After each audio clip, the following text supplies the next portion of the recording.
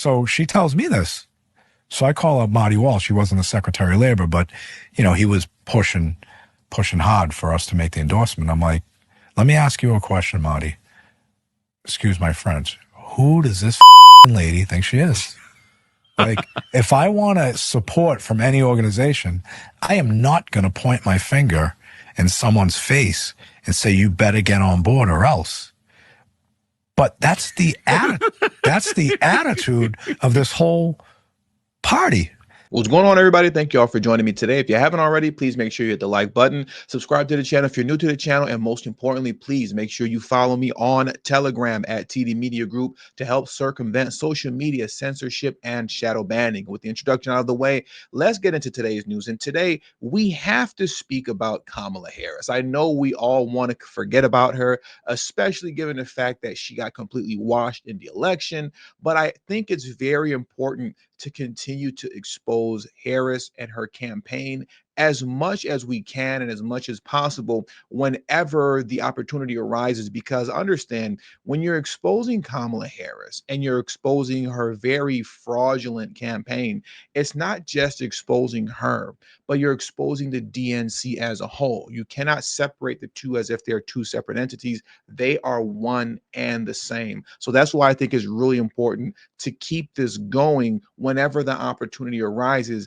and it's relevant to do so. So now what I want to do first is that I want to play this quick clip here by Lindy Li. She's a former DNC fundraiser for the Harris campaign. And what she's going to articulate here is the cult-like nature of the DNC when you dare have the audacity to simply critique the DNC and to ask questions. She has come out and exposed and expressed her concern with the fact that $2.5 billion was raised. For the longest time, I said it was $1.5 billion. It's actually $2.5 billion. And many of you were correcting me in the comment section about that. But $2.5 billion was raised just for it to all poof, go up into smoke. And when she starts speaking on that and addressing her concerns with that, not to be a bad apple within the DNC, but just to help them out so that they can push things further along in the positive direction for them, what she then faced was a mountain of backlash from the DNC and their supporters in a very cult-like fashion. So I want to let her discuss this right now when she talked on Fox Business News. Let's get into this right now.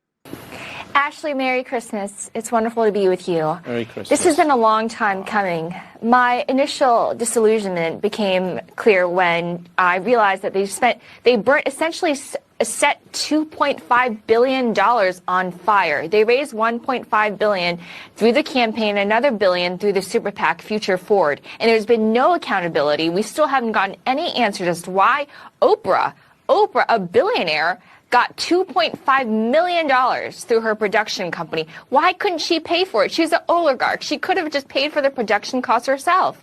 And not to mention the fact that they spent $450,000 putting Kamala Harris's face on the sphere. Now tell me why that would be helpful. Tell me how that would help her win. Obviously, that was utter failure. And then they spent $500,000 essentially bribing Al Sharpton moments before he interviewed her. And this is our hard-earned money. This is the money that I worked so hard to raise. I raised millions of this, and donors are feeling burned. And let me tell you, although I might be the only one coming forward, I haven't met a single donor who disagrees with me. So what's been the response, Lindy, since you made your announcement? Vitriolic. And they say they're not a cult, but look at how they behave when one of their own dares to think for herself. The excommunication, the defamation, the public shaming, the boycott campaigns, the psychological terrorism. I no longer have comments on any of my social media, because it's just too much. I don't need that. It's just endless. And as soon as you step out of line, they will get you. Yeah, that is clear. So what's next? Are you going to turn Republican, independent? What's next for you? This all has been so fast for me, and actually someone scooped my own exit. Some random person on Twitter got 3 million views saying that Lindy Li is going to exit. I couldn't even own my own departure. So this is all happening really quickly for me, but you might see me at the inauguration. I don't want to say too much right now, but somebody on Team Trump already reached out to me. They've been incredibly gracious. And on day one, they were kinder to me and more humane than the DNC ever was. Wow. And I just think that speaks volumes. Yeah. I want to focus on two things that she said. Number one, she said, as soon as you step out of line, they're going to get you. Well, we saw that proven to be true with Eric Adams. As soon as he stepped out of line with the DNC and had the audacity to hold the Biden-Harris administration accountable for the migrant crisis, all of a sudden he got slapped with Fed charges, and everybody in the Eric Adams orbit all of a sudden started having their homes raided by the feds, right? And then let's go back to what she said with Oprah receiving $2.5 million, essentially to create a set. Mind you, that little town hall that Oprah had with Kamala Harris, that was done in a city called Farmington Hills, Michigan. Understand, if that set was built here in Los Angeles, which would still be ridiculous because they wouldn't need to really build one because there's so many studios out here where I am in LA. But if that studio was built in Los Angeles, with the cost of living being the way that it is out here, and I'm sure many of you have heard about how ridiculous it is living in LA, $2.5 million to build a set, though I would have still had a problem with Oprah receiving that kind of money to build a set because we know it's BS. It's at least believable. It's believable that it would cost $2.5 million to build a set out here in LA because, once again, cost of living here is so outrageous. It would have even been a little bit believable if it was in somewhere in New York City. But Farmington Hills, Michigan? No, no, no, no, no, no. Your company, Harpo, just pocketed that money. It did not cost $2.5 million to build a set in Michigan. So we saw and we see what's really going on with all this as it pertains to the Harris campaign being a cash grab. And if you speak out against them, like Lindy Li saw, and what we see with Eric Adams, the DNC is going to come down upon you like a cult. But one thing also that I do have to highlight and point out is how good and how well the Trump administration, and you can say those within Trump's orbit, how good they are at grabbing these people up. The moment the DNC spits them out, you see Trump and his team immediately jumps on the opportunity to grab them up and to pull them into their sphere and their orbit, right? Everybody that the DNC spits out, Trump and his team grabs and takes in. And that's been working well as a very good strategy for them concerning how they've been able to just trounce upon the DNC overall. Now, what I want to do next is that I want to get into another clip here. I think this is very important for me to play.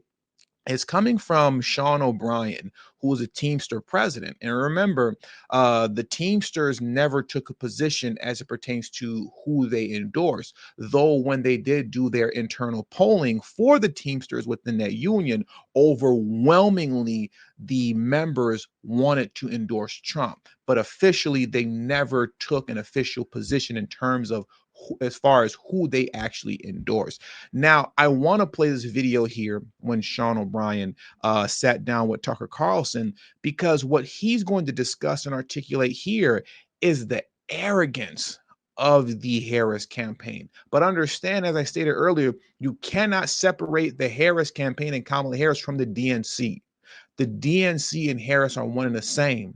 So the arrogance that came from the Harris campaign is also the arrogance that the DNC carries as well, because they just believe that you owe them their vote. They're entitled to the vote. They shouldn't have to work for the vote. They can just say a few little buzzwords concerning, misogyny and racism and homophobia or anything that's related to being homophobic, and you just run to the ballot to vote for them. And clearly that didn't work this time around, and I don't think that it's going to work anymore moving forward. But let's get into what Shan OBrien had to say when he sat down once again with Tucker Carlson, because I think this is very interesting as well to point out and to highlight. So we give 16 questions 2 weeks in advance, the same 16 questions to each candidate.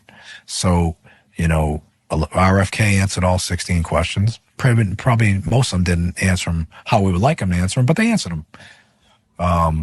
Joe Biden came in and he answered 5 of them. Donald Trump answered all 16.